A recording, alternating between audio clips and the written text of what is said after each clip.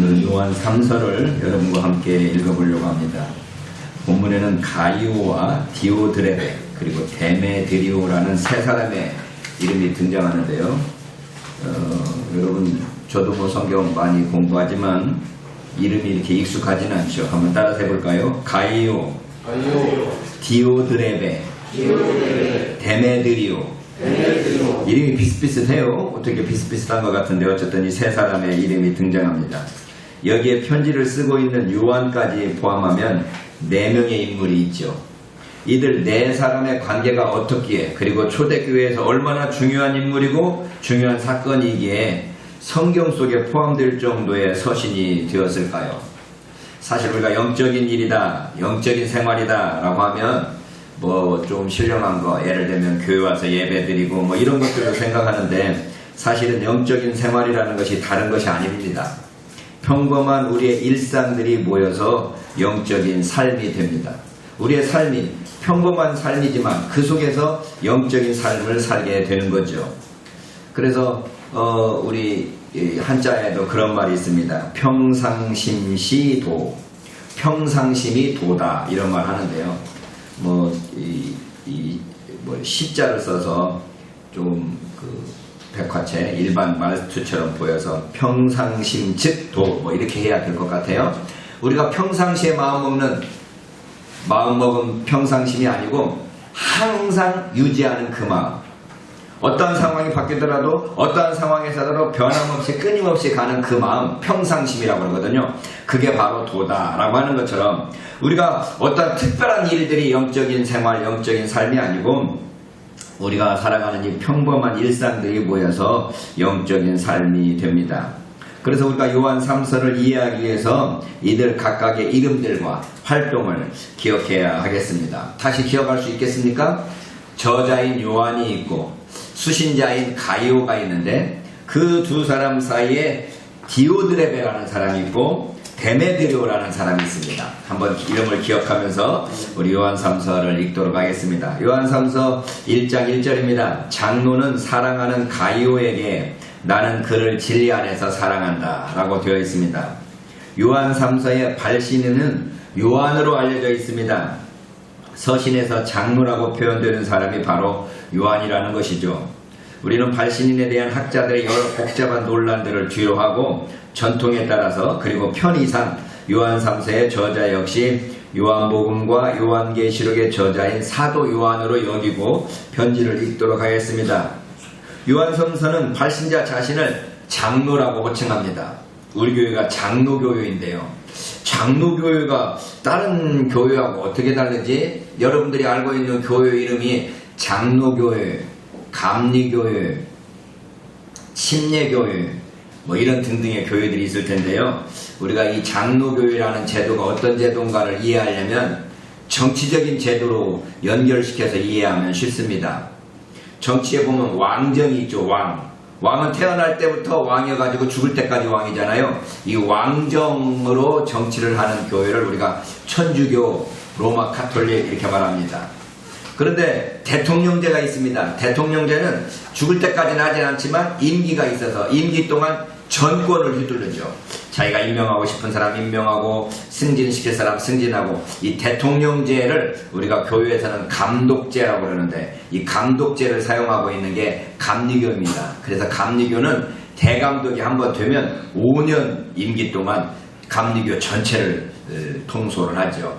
그런데 이 장로교는 왕정도 아니고 대통령제도 아니고 뭐라고 비교가 될 수 있는가 하면 의회제라고 비교할 수 있습니다. 의회제. 그러니까 장로들이 모여서 하는 그 당회가 그 교회를 이끄는 거죠. 우리 교회 같은 경우는 장로님 몇 분 있지만 이 당회가 제대로 안 돼서 이 의회제도가 제대로 안 되고 있죠. 그리고 뭐 큰 교회들도 거의 마찬가지로 의회제로 하지 않고 거의 대통령제처럼 운영되고 있습니다. 그래도 대통령제를 넘어서 왕정으로까지 넘어가는 건 세습으로 가는 거죠.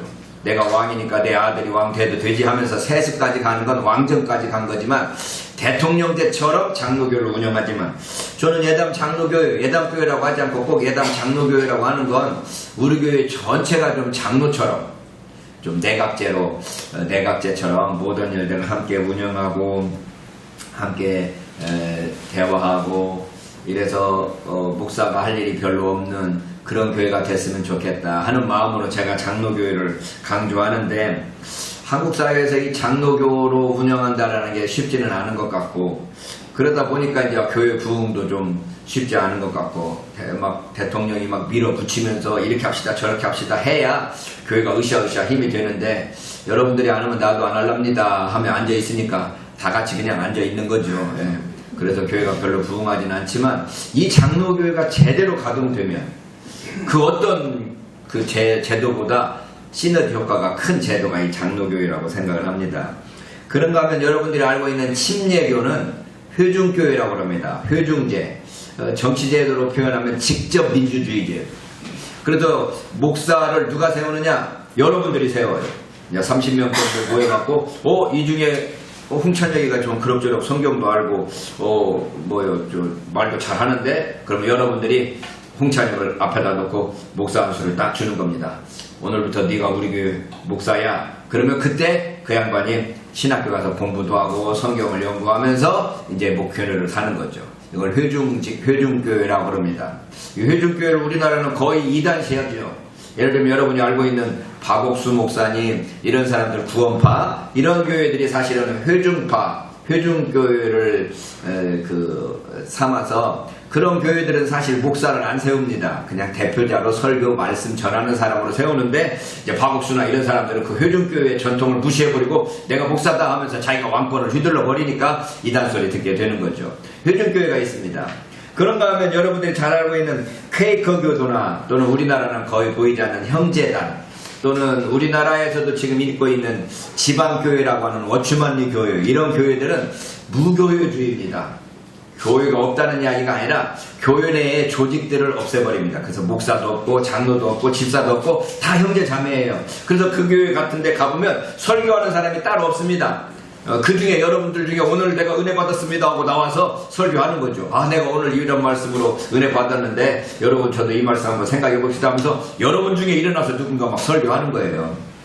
그래서 교회가 여러 제도가 있지만 우리 한국에서는 이 장로교회가 워낙 세다 보니까 장로교 아니면 다 이단처럼 생각되죠. 저 중고등학교 다닐 때, 고등부 때 우리 목사님이 감리교 이단이라고 그랬어요. 침례교 이단이라고 그랬어요. 그래가지고 그런 쪽 가서 공부하면 안 되는 걸로 알았는데, 교회 기독교 전체의 그림으로 보면 왕정으로 하는 천주교가 있고, 대통령제로 하는 감리교가 있고, 내각제로 하는 장로교가 있고, 직접 민주주의라는 침례교회가 있고, 무정부주의로 교회를 운영하는 형제단 또는 이 퀘이커교도 또는 워추만리 교회, 이런 교회들이 있습니다. 그래서 이 초대교회에서 이 장로라는 직분이 유대교의 장로제도의 전통을 이어받은 것으로 평가되지만, 그들이 교회에서 어떤 위치에 있었는지 분명하게 제시되어 있지는 않습니다. 사도와 목사, 장로와 감독 등 여러 칭호가 서로 비슷한 역할을 했을 것으로 추측할 뿐입니다. 오늘 본문에서 발신자인 장로는 수신자인 가이오에게 사랑을 고백하고 있죠. 저는 개인적으로 어떻게 번역했는가 하면 진리 안에서 라고 번역을 했지만, 개혁성경이나 표준역이나 모두 참으로 라고 번역하고 있고, NIV는 in the truth라고 번역을 하고 있어서 제가 말한 대로 진리 안에서 이렇게 번역할 수 있겠지만 아마 비슷한 말일 거예요. 참으로 사랑한다, 진짜 사랑한다 라고 말하는 거죠. 우리 모든 그리스도인은 하나님의 사랑 안에서, 진리 안에서 진리로 사랑해야 됩니다. 그러한 고백을 서로에게 할 수 있어야 하겠죠. 여러분 정말 사랑하십니까? 네. 옆에 분들 사랑합니다. 주님 안에서 사랑합니다. 진리 안에서 사랑합니다. 진짜 사랑합니다. 이런 말이라는 거죠. 2절입니다.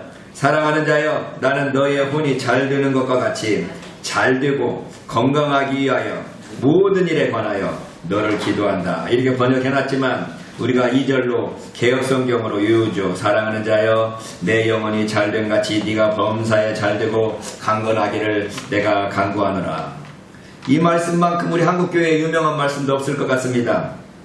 조윤기 목사에 의해서 이 구절을 우리가 삼박자 구원이라는 말로 우리 한국교회에 알려져 있죠. 삼박자 구원. 요한은 여기에서 가이오를 위한 세 방면의 복을 간구하고 있습니다. 첫 번째가 내 영혼이 잘됨 같이, 영혼이 잘 돼야 된다는 거죠. 가장 먼저 우리 영혼이 잘 되어야 됩니다. 영혼이 잘 되는 것은 하나님과의 관계가 잘 되는 것을 의미하죠.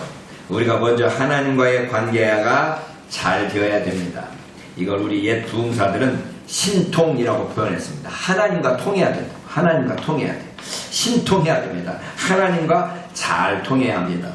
둘째는 네가 범사에 잘 되고 그랬습니다. 우리가 하는 모든 일이 잘 돼야 됩니다. 어느 한 방면이 부족하면 그 부족한 방면이 우리의 전체 분량을 결정하게 됩니다. 제가 자주 대나무통 이야기하죠. 우리 교회 다니시는 오래 다니신 분들은 알겠지만 컵을 만들 때 이렇게 전체가 이게 다 똑같이 높이로 만드는 게 아니라 대나무 길이가 길고 짧은 것 갖고 이렇게 통을 만들면 물이 어디만큼만 차요? 가장 짧은 것만큼만 찹니다. 무슨 말인지 이해가죠? 이게 전체가 높으니까 물이 전체가 차올 수 있지만 대나무처럼 길고 짧은 걸로 이렇게 컵을 만들었었다 그러면 물이 가장 짧은 것만큼만 차요. 그러니까 우리 인생에 있어서 내 인생의 캐럿이라고 하나요? 용량은 어디만큼 차냐? 내 인생에서 가장 부족한 부분만큼만 차요. 내가 육체적으로 건강하지 못하다 그러면 육체적으로 건강하지 못한 만큼만 내 인생이 되는 거예요. 내가 지적인 수준이 좀 모자라다 그러면 지적인 수준이 모자란 만큼 내 전체 캐럿이가 되는 거예요. 내가 인간관계가 좀 안 된다. 그러면 그 인간관계가 안 되는 것만큼 내 전체 물의 분량이 채워진다라고 하는 겁니다. 그래서 우리가 전체 분량을 생각한다면 짧은 길이의 높이만큼만 물이 채워진다는 말씀입니다. 그러니까 우리는 범사의 모든 방면에서 잘 돼야 됩니다. 육체적인 영역, 정신적인 영역, 영적인 영역, 사회적인 영역에서 다 잘 돼야 됩니다. 세 번째는 강건하기를 바라고 있습니다. 이 모든 것들이 건강을 잃으면 아무 소용이 없습니다. 건강을 잃으면 이 세상에서의 모든 것을 잃은 거죠. 우리가 식당에 가면 자주 발견하는 말씀 있지 않습니까? 돈을 잃어버리는 것은 조금 잃어버리는 것이요, 명예를 잃어버리는 것은 많이 잃어버리는 것이지만 건강을 잃어버리면 모든 것을 잃어버린다, 이렇게 말하지 않습니까? 저는 거기다 물론 믿음을 잃어버리면 영생을 잃어버린다, 이 말을 제가 포함하고 있습니다만은 건강한 게 중요하다는 거죠. 이 건강을 위해서 지금 요한은 가이오에게 축복하고 있습니다. 이처럼 영적인 영역과 물질적인 영역 그리고 육체적인 영역이 다 잘 되어야 진정한 행복이라고 말할 수 있습니다. 장로 요한은 가이오를 위하여 이 세 방면의 복을 빌고 있습니다. 영혼이 잘됨같이 범사에 잘되고 강건하기를 구하고 있다는 거죠. 그래서 조영교 목사가 이 삼박자 구원을 외치면서 한국교회의 부흥을 이끌었죠. 그래서 이분이 주로 좀 다른 방면으로 말한 게 신통, 아까 신통 말했죠. 하나님과 통해야 되고, 두 번째는 물질하고 통해야 돼. 물질도 구원받아야 됩니다. 세 번째 인통, 사람과 통해야 됩니다. 한번 따라서 해볼까요? 신통, 물통, 인통. 옛날 부흥 강사들이 말해서 좀 이게 뭐 무슨 기복신앙이나 이렇게 말하는 사람도 있을지 모르겠지만 하나님과의 관계, 물질과의 관계, 그리고 사람과의 관계가 서로 통해야, 그게 잘 통해야 진짜 복을 받는 겁니다. 우리가 좀 세부적으로 조금 다르게 표현했어도 전체적으로 동일한 의미를 가진다고 할 수 있습니다. 우리에게도, 저와 여러분에게도 내 영혼이 잘됨같이 네가 범사에 잘되고 강건하기를 주님의 이름으로 축복합니다. 아멘이 없어. 신통, 물통, 인통이 여러분에게 있기를 축복합니다. 이걸로 우리가 1시간 설교할 수 있는데 1대지를 일단 끝내겠습니다. 두 번째 제지는 3절입니다. 왜냐하면 나는 네가 진리 안에 행하고 있는 것처럼 형제들의 온과 너희 진리에게 증거함을 내가 기뻐했다. 매우 기뻐했다. 장로는 가이오에 대해서 기뻐하게 된 이유를 그가 진리 안에서 행한다는 소식을 들은 것이라고 말합니다. 기독교 진리는 이론적이거나 논리적인 진리가 아니라 행하는 진리, 윤리적인 진리입니다. 우리가 진리, 참 이렇게 말하면 이 객관적인 어떤 지식, 진리, 변하지 않는 것 이렇게 말하지만 기독교는 이 진리를 행한다고 말합니다. 진리는 행하는 진리지 그냥 사변적이고 아는 지식이 아닙니다. 진리는 행하는 것이 참된 진리입니다. 그래서 4절에 보면 진리 안에서 행하고 있는 나의 자녀들을 듣는 기쁨보다 더 큰 기쁨을 나는 가지고 있지 않다. 장로는 내가 내 자녀들이 진리 안에서 행한다함을 듣는 것보다 더 즐거움이 없도다 라고 말하여 진리를 전파하는 스승으로서의 기쁨을 표현하고 있습니다. 진리를 전파하는 전도자로서 그 진리를 행하는 제자들을 보는 것 이상의 기쁨이 어디 있을까요? 스승으로서의 기쁨은 바로 이러한 기쁨일 것입니다. 제자들이 잊지 않고 찾아와 주는 것이 얼마나 큰 기쁨일까요? 저도 신학교에서 가르친 지 몇십 년을 가르쳤지만 이 제자들이 잊어버리지 않고 저를 기억해주고 와서 인사하면 그게 참 큰 기쁨이 되죠. 저희 삼형제가 홍승혁 선생이나 홍찬혁 선생이나 홍경혁 선생이나 다 선생인데 선생으로서 이렇게 보면 제자들이 찾아왔다는 이야기를 가끔가다 할 때 제가 야 스승으로서 선생으로서의 보람을 느끼게 되죠. 야 내가 가르쳤던 제자가 찾아와서 인사하고 또 교수님은 저를 기억 못하는데 제가 기억을 못하겠어요. 교수님 제가 교수님한테 3년이나 배웠는데 저를 기억 못해요. 우리 교회 다니시는 분들도 제가 잘 기억 못합니다. 그러고 합니다만 3년이나 다녔는데 제가 저를 기억 못합니까? 막 그러면 제가 참 죄송하기도 하지만 이 제자들이 찾아와서 선생님, 교수님 제가 교수님한테 배웠던 이 말씀이 참 기억납니다 라고 하면서 말할 때 제가 참 기쁘죠. 또 보람이 있습니다. 어제도 제 친구 아들이 결혼을 해서 모처럼 제 친구들 전체가 좀 모여서 한 10명 넘게 모였는데 그 친구 중에 하나가 야 찬혁이는 내 친구지만 내가 스승으로 여기고 있어. 20대 때 내가 교회 와갖고 찬혁이가 하는 말 들으면 신세계가 열려서 나는 지금도 찬혁이를 선생님으로 모시고 있어. 친구들 앞에서 그 말 하는데 내가 얼마나 쑥스럽고 미안하든지 야야 그런 말 하지 마라 쑥스럽다 내가 그러고 말았습니다만 그랬더니 하는 말이 자기가 요즘에 기타를 배운대. 기타를 배우는데 자기도 우리 홍 목사가 기타를 칠 수 있기를 바란다면서 나를 끌고 낙원상가까지 가더니 기타를 하나 30만원짜리 딱 사갖고 나를 딱 앵겼어요 지금. 이거 너 이 기타를 갑자기 치야 되는 이 놀래 됐다고 해도 내가 선생님이라고 내가 기타 가르쳐줄게 이제 자기가 기타 선생 하겠다는 건지 니는 나한테 영적인 선생인지 모르지만 나는 너한테 기타 선생 할 테니까 기타 받아가면서 안기는데 뭐 집에다 갖다 놓긴 했습니다만 어떻게 할지를 모르겠습니다. 우리가 선생으로서 나의 말씀을 들었던 제자가 내가 선생님 기억합니다 라고 하면 얼마나 큰 기쁨일까요? 저는 이 본문을 가지고 목사 삼락이라는 제목으로 설교를 했었습니다. 우리 교회 다니시는 분들이 이 설교 기억할 수 있을지 모르지만 제가 아세아나 신학대학교에서 하도 교수들이 저를 싫어해서 전체 학생들 앞에서 딱 한 번 설교했습니다. 이 설교했습니다. 목사 삼락이라는 설교를 한 번 했는데 이 설교를 했더니 교수님들 나도 와갖고 야 홍 목사 답네 홍 교수 답네 뭐 이래가면서 했었습니다. 제가 이 목사 삼락이라는 제목으로 설교를 했었을 때 그 내용을 먼저는 공자의 3가지 기쁨을 제가 살펴봤습니다. 제가 여기 주보에 나와 있으니까 여러분 혹시 읽어볼 수 있으면 글씨가 너무 작아서 유교 경전의 가장 중요한 것으로 인용되는 논어의 첫 구절은 이렇게 되어 있죠. 논어의 첫 구절 하기 시습지 불력 여로하 유붕자원 박내 불력 낳고 인부지 불온 불력 군자호 이렇게 되어 있습니다. 논어의 첫 구절이에요. 배우고 때때로 익히면 즐겁지 아니한가? 멀리 있는 친구가 찾아오면 즐겁지 아니한가? 사람이 나를 알아주지 않아도 내 얼굴이 붉어지지 않으면 열받지 아니하면 그건 군자가 아닌가?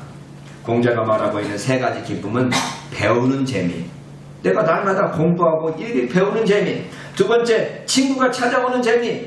친구가 있어서 멀리서 찾아오면 얼마나 이게 즐겁냐. 3번째가 다른 사람들이 알아주지 않아도 화내지 아니하고 스스로 자기 자신을 돌아볼 수 있는 군자로서의 삶의 즐거움을 말합니다. 인부지불온. 인부지불온을 참 번역하기가 어려워요. 사람이 부지 알아주지 못해도 불온 따뜻해지지 않는 거. 이게 뭔 말일까? 따뜻해지지 않는다. 얼굴이 뜨뜻해지지 않고 얼굴이 붉어지지 않는다, 화내지 않는다는 말. 그래서 열받지 않으면, 제가 그렇게 번역을 하죠. 열받지 않으면 이건 군자다. 이 공자가 세 가지 즐거움을 말하네요. 맹자 역시 진심편에서 군자 삼락을 말하고 있습니다. 군자 유삼락. 군자는 세 가지 기쁨이 있는데 부모, 구존, 형제, 무고. 부모가 살아계시고 형제가 아무 탈 없으면 이게 첫 번째 즐거움이고, 이 맹자도 보면 상당히 뭐랄까요, 인간적이었어요. 엄마, 아빠, 또 형제가 별 무고하면 첫 번째 즐거움이다. 두 번째는 앙부괴어천 부부어인이라고 되어 있네요. 하늘을 우러러 부끄러움이 없고 사람에 대해서도 부끄러움이 없는 것이 둘째 즐거움이다. 이거 정말 대단한 자부심 아니겠어요? 내가 하늘에 대해서도 부끄러움이 없고 사람에 대해서도 별로 부끄럽지 않아. 이게 두 번째 즐거움이라는 거죠. 세 번째가 득천하지 영재 이교육지라. 천하의 영재를 구해서 그걸 교육할 수 있는 즐거움. 선생으로서의 즐거움이죠. 그래서 맹자의 세 가지 즐거움은 이렇게 되어 있네요. 부모 형제가 무고한 즐거움이고, 하늘과 사람에게 부끄럽지 않는 즐거움이고, 세 번째는 가르침의 즐거움이라고 말할 수 있습니다. 저는 이 득천하지 영재 이교육지라는 말을 제가 참 부러워했습니다. 천하의 영재들이 내 앞에 모여서 나로부터 배울 수 있다는 게 얼마나 즐겁고 감사할까 하는 거죠. 제가 신학교에서 헬라어를 몇십 년 가르쳤는데 헬라어 성경으로 읽을 생각을 안 하다가 코로나 사태 때문에 이렇게 대면 예배도 못 드리는데 헬라어나 읽어갖고 헬라어 갖고 강의나 하자 하면서 지금 헬라어로 한 지가 4년 5년 되잖아요. 이제 겨우 헬라어 성경 일독이 끝나가요. 헬라어로 읽는 게, 내가 진작에 헬라어 가르치면서 이게 성경을 읽을 걸 하는 마음이 그냥 후회가 막급합니다. 득천하지 영재 이교육지. 영재들을 만나서 교육할 수 있는 즐거움. 이게 맹자가 말하는 세 가지 즐거움이네요. 부모 형제가 아무 탈 없는 것, 하늘을 우러르고 땅을 사람들에게 부끄러움이 없는 것, 세 번째가 영재들을 얻어서 교육할 수 있는 즐거움을 했습니다. 노자는 67장에서 자기가 있는 세 가지 보물을 말합니다. 아유삼보. 나는 세 가지의 보물이 있다. 지보지. 그것들을 지키고 보존하는 것으로서 내 즐거움을 삼는다 라고 하는 거죠. 일왈자. 첫 번째가 자다. 사랑. 나한테는 사랑이 있다. 두 번째 이왈검. 나한테 검소함이 있다. 검소함. 삼왈 불감위천하선. 감이 천하보다 앞서지 않는다. 내가 막 앞장서서 뭘 하지 않는 즐거움이 있다는 거죠. 이게 자기 자신의 보물이라는 거죠. 이게 뒤에 것도 하려면 좀 복잡하긴 하지만 여러분 그래도 한번 읽어봅시다. 자고능용. 사랑하기 때문에 용감할 수 있었고, 검고능광. 검소하기 때문에 넓어질 수 있었고, 그 다음에 불감이 천하선 고능 성기장. 내가 앞장서지 않았기 때문에 내 그릇을 키울 수 있었다. 막 앞장서서 일하다 보면 자기 자신을 키울 시간이 없는데 앞장서지 않고 뒤에 있다 보니까 자기 자신을 키울 수 있었다. 그런데 이제는 사자이용. 사랑은 버리고 용감할 줄만 알고, 사검이광. 사검차광. 검소를 버리고 넓을 줄만 알고, 사후차선. 뒤에 것을 버리고 앞장서려고만 하니까 사의. 그게 죽음이다. 그래서 무릇 부자, 무릇 자비로운 것은, 사랑이라는 것은 이전 즉승. 전쟁에 나가서 이기는 거고, 이수 즉고. 지킴으로써 견고해지는 거고, 천장구지. 그것을 구함으로써, 하늘이 장차 그것을 구함으로써 이자 유지라. 그 사람을 지킨다. 이렇게 되어 있네요. 이 노자의 삼보. 노자가 가지고 있는 삼보는 뭐냐? 사랑, 검소, 그 다음에 앞서지 않고 뒤로 물러서는 것, 이 세 가지를 말했다는 거죠. 그래서 저는 그럼 목사로서 내가 가지고 있는 세 가지 기쁨은 뭘까를 생각하면서 첫째는 성경 연구의 기쁨을 잡았습니다. 저는 지금도 사람들 만나서 이야기하는 것도 재밌고 즐겁지만 성경을 읽으면서 와, 이게 이 말씀이구나 라는 걸 깨닫는 이 기쁨을 제가 다른 사람한테 빼앗기기 싫습니다. 요즘에 저한테 안경이 점점 갈수록 눈이 좀 안 보이고 조금만 컴퓨터만 봐도 눈이 깜빡거려서 이렇게 이 눈이 야 나이 든 탓이 눈부터 오는가 보다 했더니 야 저 뭔 수술? 노안 수술 받으면 괜찮아진대. 와유단이 뭔 뜻이에요? 그러면 누워있을 와, 놀유, 집단에서 누워서 노는 사람, 이게 제 호거든요. 누워서 뭐라고 노냐? 이렇게 누워서 이렇게 책 읽으면서 노는 게 제 재미인데, 이걸 수술하면 책을 못 읽는다 그러면 내가 그냥 눈 감고 살지, 내가 그래야 되겠어? 그래서 제가 그 수술을 안 했습니다. 공부하는 즐거움, 성경 연구의 즐거움, 이게 제가 첫 번째 즐거움인데 이걸 포기하고 싶지는 않은 거죠. 두 번째 즐거움은 목회와 관련된 기쁨입니다. 옛날에 이 기쁨을 말했는데 요즘에 이 기쁨이 좀 사라진 것 같은 생각이 좀 듭니다. 나의 부족함과 게으름에도 불구하고 성도들이 나의 선포하는 말씀을 듣고 변화되어가는 모습을 보는 즐거움. 이 즐거움을 어떤 즐거움과 비교할 수 있겠습니까? 그래서 목사로서의 제 일학은 말씀의 사역자로서 말씀을 통하여 변화되는 사람들을 만나는 기쁨입니다. 이제 스승으로서의 기쁨이죠. 교수님, 제가 교수님한테 이 말씀을 들었는데요 라고 할 때 그 기쁨. 어제 부끄럽지만 친구란 놈도 나는 너를 선생으로 여겨 라고 말할 때 그 기쁨. 이게 선생으로서의 기쁨인 거죠. 그런데 세 번째 즐거움을 뽑으려니까 세 번째 즐거움은 지금도 많이 망설여지지만 이때 제가 세 번째 즐거움을 쓴 걸 자부심이라고 썼습니다. 제가 금년이 목표한 지 35년이 되도록 아직도 개척교회의 모습이고 별 볼 일 없는 모습이지만 나는 목사로서의 자부심을 가지고 있습니다. 내가 무슨 일을 하더라도 나는 목사로서 한다라는 그 자부심을 잃지 않고 있습니다. 나는 목사로서 살아간다라는 것에 대한 감사함이 있습니다. 누가 뭐라고 그래도 네가 목사냐?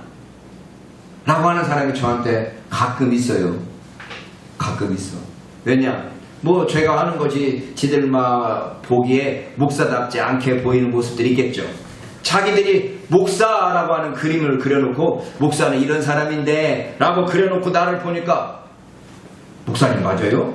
라고 하는 질문을 저는 젊었을 때부터 들었습니다.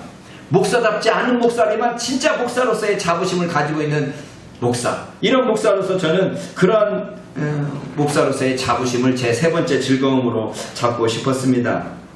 교회가 정말 다른 교회와는 다른 그런 교회, 우리 교회와 같은 교회가 없다는 자부심, 나 같은 목사가 없다는 자부심, 공자가 군자로서의 기쁨을 남이 나를 알아주지 않아도 화내지 않는 것이라고 말하고 있다면 나는 목사로서의 기쁨을 다른 사람이 나를 목사로 인정해 주든지 주지 않든 간에 나는 목사로서 다른 독특한 목사요 다른 교회와는 다른 독특한 교회라는 자부심을 기쁨으로 꼽고 싶었습니다. 그래서 공자의 삼락, 맹자의 군자 삼락, 노자의 삼보에 이어서 제가 목사 삼락이라는 걸 강조했습니다. 여러분들에게 마치 지금 세 가지 기쁨, 세 가지 즐거움을 꼽아보십시오 라고 말하면 어떤 즐거움을 꼽을 수 있겠습니까? 여러분 인생을 살면서 내가 가지고 있는 세 가지 즐거움이 뭘까? 한번 세 가지만 한번 뽑아보는 것도 괜찮을 것 같아요. 혹시 오늘 집에 가셔서 자기 전에 혹시 이 설교가 생각난다면 내 인생에서 정말 즐거운 것 세 가지가 뭘까를 한번 꼽아보면 우리 자신이 앞으로 어떤 모습으로 살아갈 것인가도 좀 정해지지 않을까라는 생각이 듭니다. 이렇게 해서 두 번째 설교가 끝났습니다. 세 번째 설교가 벌써 50분인데 그래도 마지막까지 읽어야 될 것 같습니다.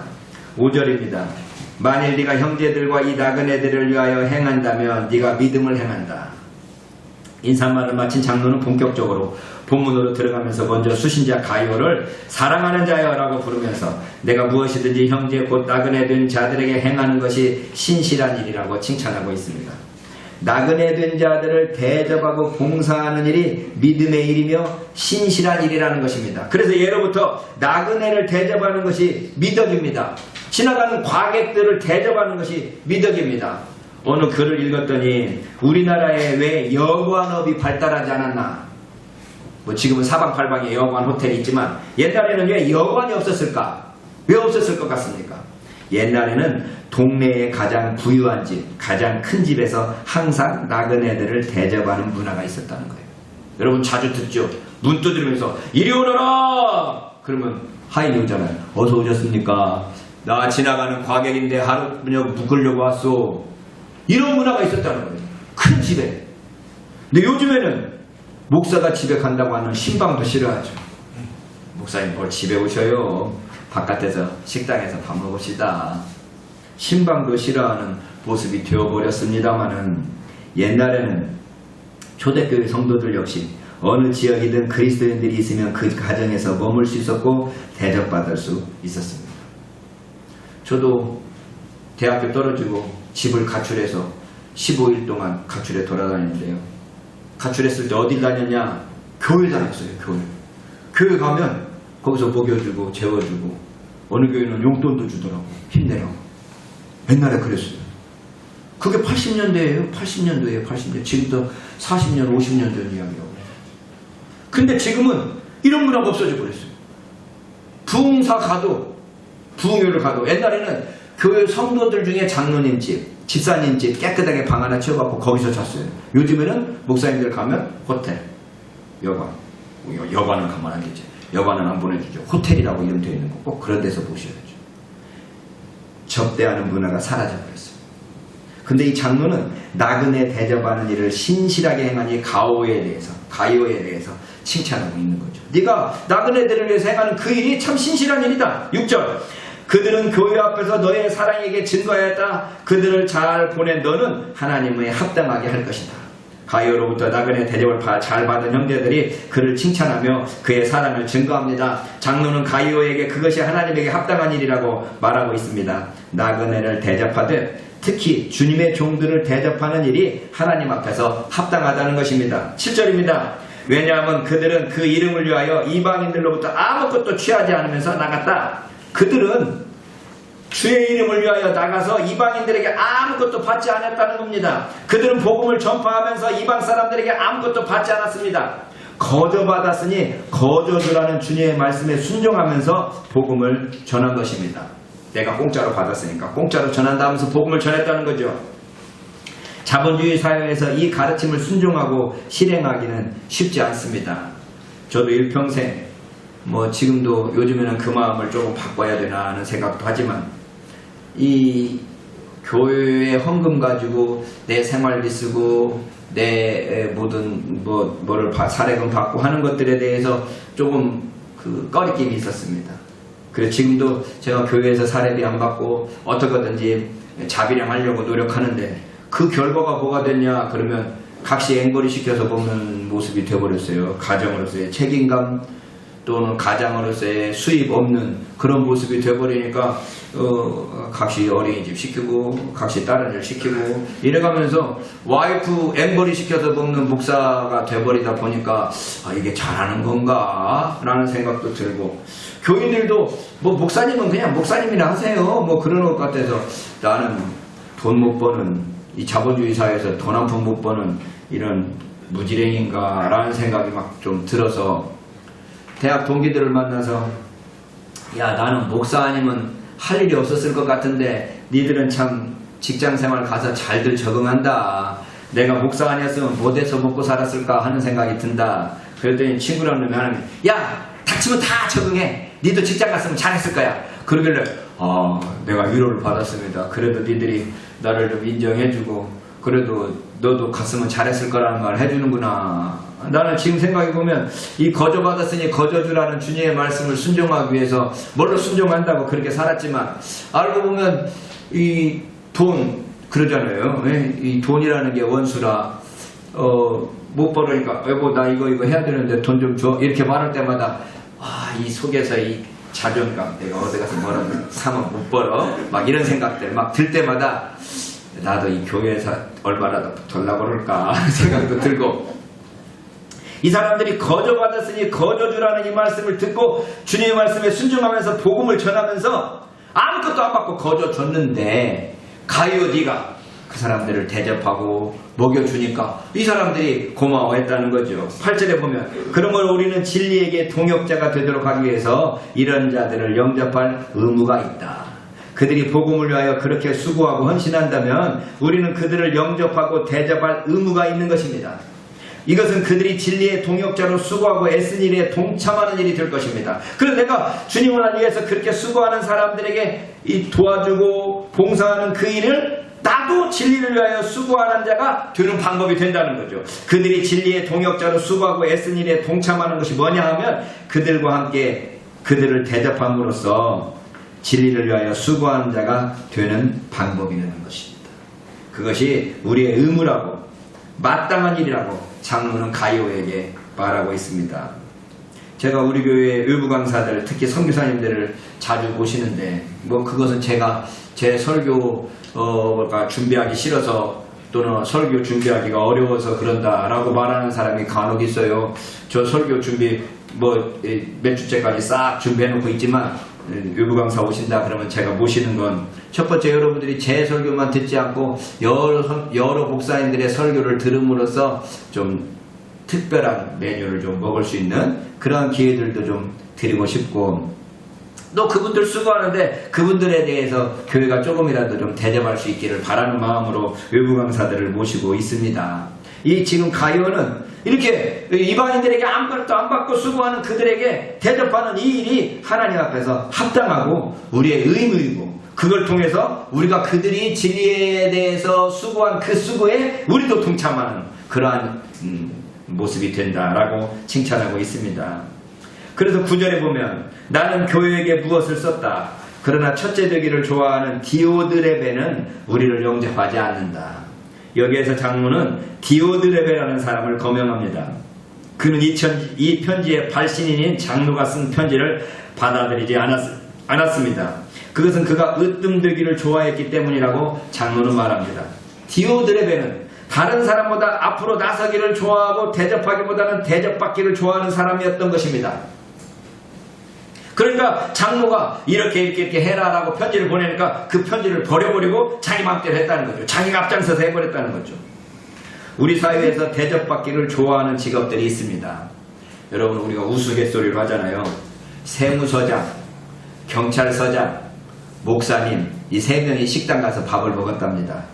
누가 밥값을 냈다고요? 처음 들으세요? 집주인이 됐답니다. 음식점 주인이 세무서장한테 밥값 받기 어렵고 경찰서장한테 밥값 받기 어려워, 목사님이 오셨는데 밥값 받기 어려우니까 제가 낼게요 하고서는 집주인이 됐다는 거 아닙니까? 이 질문에 다른 버전들이 많습니다. 세무서장, 경찰서장 대신에 다른 사람들이 막 들어가는데 목사님은 꼭 들어가더라고. 그래서 대접받는 것을 좋아하는 직종으로 이 목사를 꼽죠. 어제 친구들하고 같이 가서 커피숍에 들어갔는데 먼저 저하고 다른 친구하고 가서 다른 자리를 잡아놓으려니까 10명 넘게 앉다 보니까 자리를 정리해야 되는데 나는 자리에 딱 앉았는데 같이 간 친구랑 막 테이블을 막 옮겨놓고 막 그래서 나는 딱 앉아서 야, 우리 아들이 그러더라. 목사란 직업이 좋긴 좋구나. 너 열심히 세팅해라. 나는 앉아있으마. 그랬습니다. 이게 습관이 안 돼 있는 거죠. 집에 앉아있다 보니까 이렇게 열심히 자리 세팅하는데 니는 세팅해라. 그래서 나올 때는 다시 원상복귀 할 때는 제가 열심히 원상복귀 해놓고 왔습니다. 10년이 넘는 몇 년 전에 예의 없는 것들이라는 영화가 있었습니다. 혹시 기억나는지 모르겠습니다. 신하균이하고 여자 배우는 제가 기억이 안 납니다. 신하균이 나와 있는 예의 없는 것들이라는 영화에 그 예의 없는 것들의 직업들이 뭐였는가 하면 국회의원, 대학교 총장, 그 다음에 대형교회 목사였습니다. 근데 제가 그 당시 국회의원도 해보고 싶었고 학교에 있었으니까 국회의원을 해야 총장할 수 있을 것 같은데 총장을 해야 국회의원을 하나? 총장도 해보고 싶었고 그리고 목사고 이런 세 가지를 다 추구하면서 앉아있는데 그 영화에서 이 세 가지 직업이 우리나라에 예의 없는 것들이라는 걸로 딱 제목을 잡아서 영화를 만든 거예요. 제가 그 영화 보면서 충격받았습니다. 내가 되고 싶은 것은 다 예의 없는 것들이구나. 예의 없는 것들이 되어야 국회의원도 되고 총장도 되고 목사도 될 수 있는 사회라면 그 사회는 정상적인 사회는 아닐 것입니다. 우리가 예의 염치가 없는 예의 염치가 없는 짐승과 같은 사회가 되는 거 아니겠습니까? 10절입니다. 디오드레베는 바로 그런 사람이었습니다. 그래서 10절에 보면 이것 때문에 만일 내가 간다면 나는 나쁜 말들로 우리를 허튼 말을 하면서 그가 행한 그의 일들을 기억할 것이다. 그리고 이것들을 위해 만족되지 않으면서 또한 그의 형제들을 영접하지도 않는다. 그리고 접대하는 자들을 금지한다. 그리고 그는 교회 밖으로 내쫓는다. 장로는 지금 디오드레베를 향한 분노를 표현하고 있습니다. 만일 내가 가게 된다면 그의 행한 일들을 잊지 않으리라는 것입니다. 여기에서 장로는 그가 행한 악한 일들을 열거합니다. 저가 악한 말로 우리를 망령되이 편론하고도 유의 부족하여 형제들을 접대치도 아니하고 접대하고자 하는 자를 금하여 교회에서 내어 쫓는도다. 이 개혁성경이 어려워서 표준역을 읽어봅니다. 그는 악한 말로 우리를 헐뜯고 있습니다. 그는 그것으로도 만족하지 않고 자기도 친구들을 받아들이지 않을 뿐만 아니라 받아들이려는 사람들까지도 방해하고 교회에서 그들을 내쫓습니다.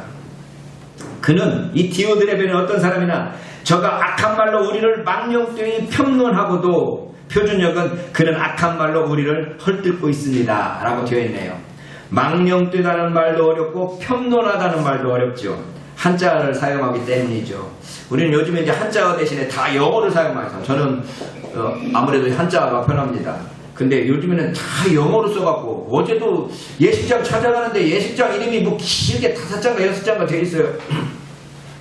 몇 번을 봐도 안 유하죠. 그 예식장 이름이. 가까이 가서도 야 예식장 이름 어디 있는지 찾아봐라 막 이래가면서 요즘에 다 영어가 어렵습니다. 이 망령되이라는 것은 허망할 망자를 써서 늙거나 정신이 흐려서 말이나 행동이 정상을 벗어난다 또는 그러한 상태를 의미합니다. 그래서 노망이라고 표현되죠.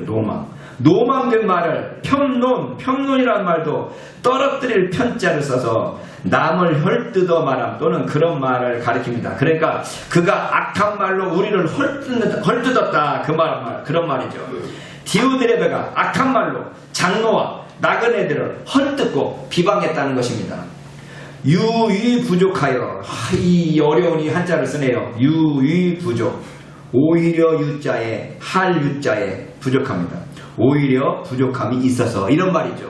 오히려 부족한 것이 있어서 더 그것보다 악한 말로 헐뜯는 것보다 만족하지 않고 오히려 그것을 부족하게 여겨서 형제들을 접대치도 아니하고 형제들을 접대하지도 않고 접대하고자 하는 자를 금하여 자기만 접대하지 않는 것이 아니라 다른 사람들도 접대하지 못하도록 막으면서 교회에서 내어 쫓는도다. 자기 말 듣지 않고 접대하는 사람들을 내어 쫓아버렸다는 거죠.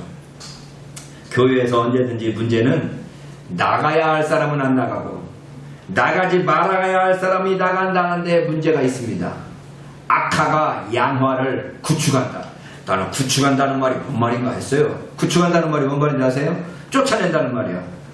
그러니까 악화, 나쁜 돈이 양화, 좋은 돈을 쫓아내버려요. 그래서 좋은 일로 투자하는 것이 악한 일로 투자하는 것들보다 못 이겨 힘이 약하기 때문에 도망가고 쫓겨난다는 거예요. 교회에서 나쁜 사람들이 있으면 착한 사람들은 에이 더러워서 못 있겠다 하고 착한 사람들이 다가 그러다 보니까 교회가 점점 더 나쁜 사람들만 보이는 거죠. 여러분들이 어떻게 생각할지 모르지만 저는 개개인의 목사님들 보면 참 훌륭하고 더없이 제가 배워야 될 점이 있고 존경하다고 생각하는데 한국 기독교 전체를 보면 천주교 빼고 한국 기독교 전체를 보면 기독교는 이미 망했구나. 더 이상 한국 사회에서 기독교는 소망이 아니구나 라는 생각을 저는 굳혀갖고 있습니다. 제가 교회 연합단체도 하고 여러 단체들에 있다 보니까 목사들 중에 대통령으로부터 추석 선물 받는 사람 그렇게 많지 않습니다. 저는 매년 받습니다. 문재인한테도 받고 우리 위대하신 성렬이 형한테도 받고 이번에 재명형이 아니네. 이제 대통령도 저보다 나이 어린 사람들이 되어서 이재명 대통령한테도 받는데 많은 사람들이 목사님들 중에 그걸 받는 사람이 몇 명이나 되겠습니까 하면서 어떤 사람은 사진 찍어갖고 가문의 영광입니다 하면서 페북에다도 올렸더라고.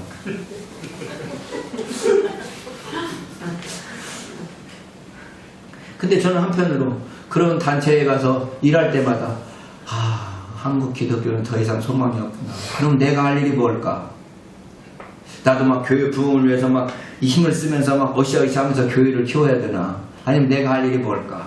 그래서 제가 지금 더 열심히 성경 연구하고 앉아서 이 헬라어 낑낑대면서 보면서 이 말씀을 가지고 연구하고 유튜브 찍고 하는 이유가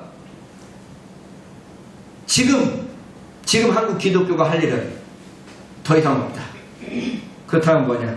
하나님 말씀, 내 후대에 누군가 내 책을 읽든지 또는 내 유튜브를 보든지 혹시라도 한 말씀, 그 말씀 통해서 뭔가 은혜를 받았으면 좋겠다 하는 그러한 소망을 제가 표현하는 거죠. 우리 하나님 앞에서 이 악화가 양화를 구축하는 것처럼 있어야 될 사람은 쫓겨나고 없어야 될 사람이 교회를 지키는 그런 모습들이 없도록 위해서 우리가 먼저 하나님 앞에서 착한 일들을 해야 되는 거죠. 그래서 11절에 보면 사랑하는 자여 나쁜 것을 본받지 말고 오히려 좋은 것을 본받으라. 선을 행하는 자는 하나님으로부터 나온 자이다. 악을 행하는 자는 하나님을 본 적이 없는 사람이다. 여기에서 장로는 가이오에게 다시 한번 사랑하는 자여라고 부르면서 악한 것을 본받지 말고 선한 것을 본받으라고 권면합니다. 선을 행하는 자는 하나님께 속하고 악을 행하는 자는 하나님을 배웁지 못하였느니라는 것이죠. 요한이 말하고 있네요. 악한 것을 본받지 말고 선한 것을 본받으라고. 근데 바울도 말하고 있습니다. 범사에 헤아려 좋은 것을 취하고 악은 모든 모양이라도 버리라. 대사로니가전서 5장 21절로 22절입니다. 우리는 무엇인가를 본받게 되어 있습니다. 본받게 되어 있어요. 그러니 보고 듣는 것을 조심해야 됩니다. 삼가해야 됩니다. 무엇을 배울지 조심해야 됩니다. 그래서 조선일보 좀 읽지 말라고 그러는 거예요. 배운 것을 행하게 되기 때문입니다. 그러니 악한 것을 보지 않도록 듣지 않도록 배우지 않도록 조심해야 됩니다. 오히려 선한 것을 보고 듣고 배우고 행해야 됩니다. 어제 제가 광화문 결혼식을 어제 2군데나 가야 돼서 광화문 들러서 강남까지 가는데 광화문에 태극기 집회를 하고 있었습니다. 왜 이렇게 막히나 했더니 태극기 집회 하더라고요.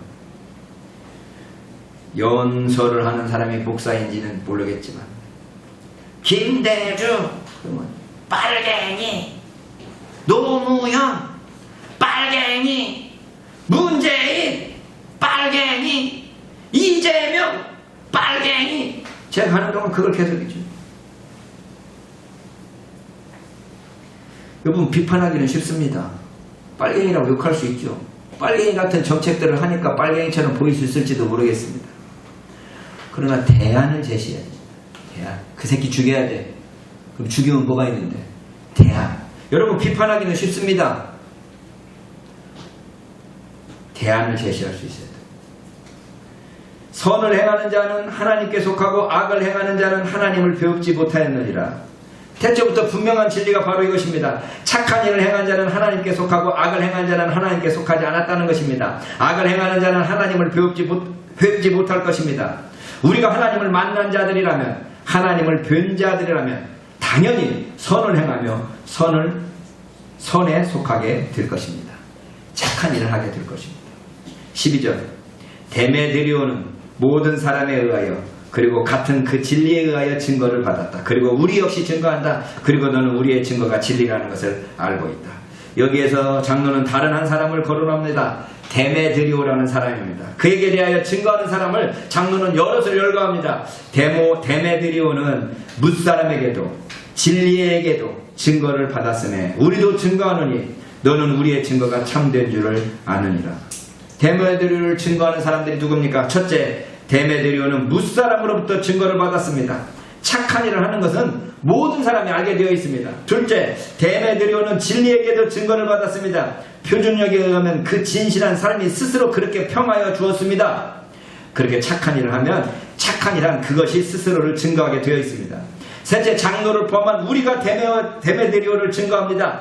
무사람뿐만 아니라 장로도 그를 증거하고 있습니다. 그래서 마지막, 우리의 증거를 듣고 수신자인 가이오 너도 그것을 참이라고 인정하며 데메드리오를 증거할 것으로 예상합니다. 오늘날 한국 사회에서 우리 모든 그리스도인들이 이렇게 증거받아야 할 것입니다.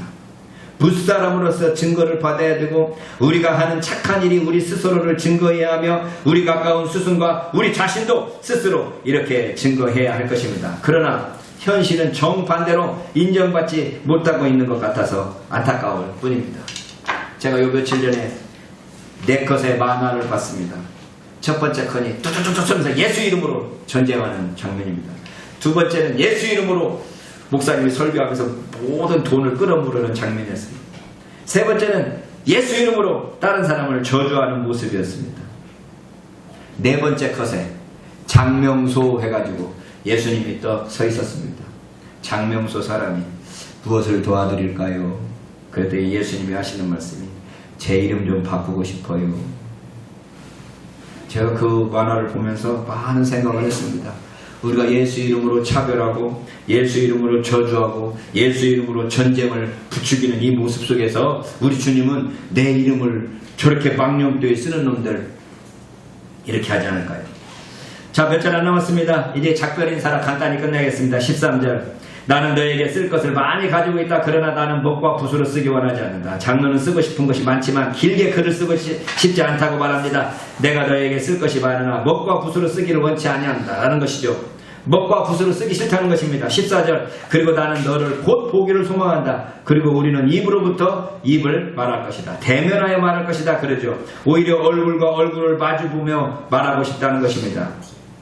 대면에서 말하고 싶다는 것이죠. 글로 쓰기보다는 전화가 더 가깝고 전화하기보다는 대면하여 만나는 것이 더욱 친밀합니다. 15절입니다. 너에게 평화가 있기를 빈다. 친구들이 너를 문안한다. 너는 이름을 따라 친구들을 문안하라. 장로는 마지막 인사로서 평화를 빌면서 여러 친구들의 인사를 전합니다. 그리고 가이오에게 다른 사람들에게도 각각 이름을 부르면서 문안 인사를 전해줄 것을 부탁합니다. 사랑하는 형제자매 여러분, 우리는 이 간단한 편지가 초대교회로부터 남아있다는 것을 통하여 인간관계의 중요성과 그 어려움을 배웁니다. 나그네를 대접하는 문화의 회복을 꿈꿔봅니다. 여기서 등장하는 인물들 중에 나는 어떤 사람과 가장 유사할까요? 여러분들이 장로와 유사합니까? 가이오와 유사합니까? 디오드레베와 유사합니까? 데메드리오와 유사합니까? 진리를 행함으로써 하나님을 기쁘시게 하는 우리 모두가 될 수 있기를 주님의 이름으로 축원합니다. 기도하겠습니다.